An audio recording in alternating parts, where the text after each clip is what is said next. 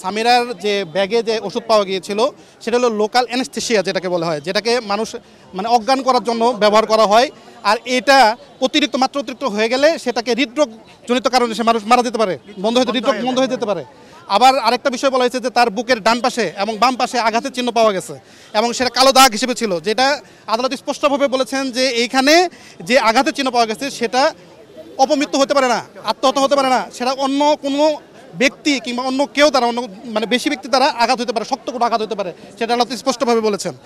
PBI এবং police যে প্রথম পুলিশ তদন্ত করে যখন একটা ফাইনাল রিপোর্ট দিয়েছে, তারপর পিবিআইকে তদন্ত করার জন্য দিয়েছেন। আমাদের যে মামলার যে বাদী ছিলেন, যিনি খবরদাতা ছিলেন কমরুদ্দিন আহমেদ, যে কমরুদ্দিন চৌধুরী, যে সালমান শাহর বাবা, হ্যাঁ, উনি যখন এটার বিরুদ্ধে নারাজি দিয়েছিলেন তখন আদালত সন্তুষ্ট হয়ে পিবিআই তদন্ত করার জন্য দিয়েছিলেন, কিন্তু পিবিআই সেখানে সঠিক তদন্ত করেন নাই। সঠিক তদন্ত না করে একটা মিথ্যা ভুল একটা রিপোর্ট দিয়েছিলেন, সেটা আজকে আদালত একদম আইডেন্টিফাই করে যে কোথায় ভুল দিয়েছেন, কি ভুল করেছেন, সেটা একদম খোলা এজলাসে বলেছেন সবারকে উদ্দেশ্য করে। তার মানে এখন আমরা আশাবাদী যে আমরা বিচার পাবো।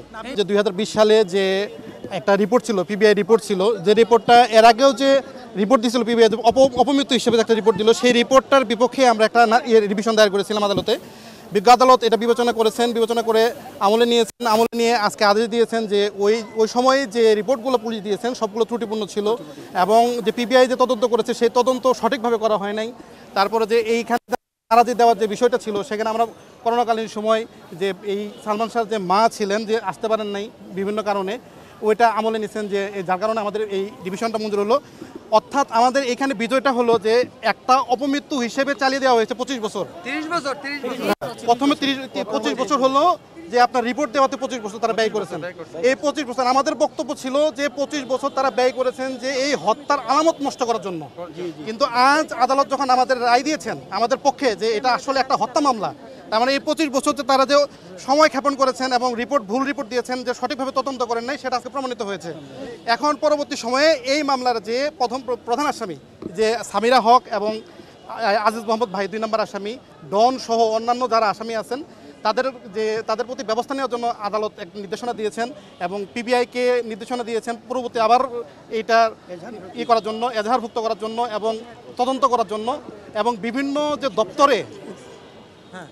দপ্তরে যে এই রিপোর্টটা এবং আজকের যে রায়, এই রায়ের কপি যত দ্রুত সম্ভব আজকে আদালত পাঠানোর জন্য নির্দেশ দিয়েছেন। তার মানে আমরা এখন আশাবাদী যে এই যে 25 বছর কিংবা 30 বছর আমরা যে অপেক্ষা করলাম, এই কাল ক্ষেপণ হলো, এখন এটা শেষ হয়ে যাবে। এখন আমরা সঠিক বিচার পাবো এবং সঠিক তদন্ত হবে।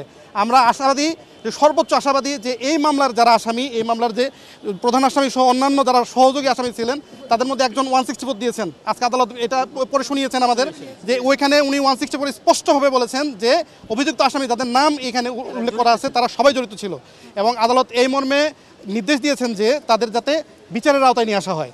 আমরা এখন আশাবাদী যে আমরা বিচার পাবো এবং এই সালমান শাহ সত্যের জয় হবে বলতে সত্যের জয় হয়েছে।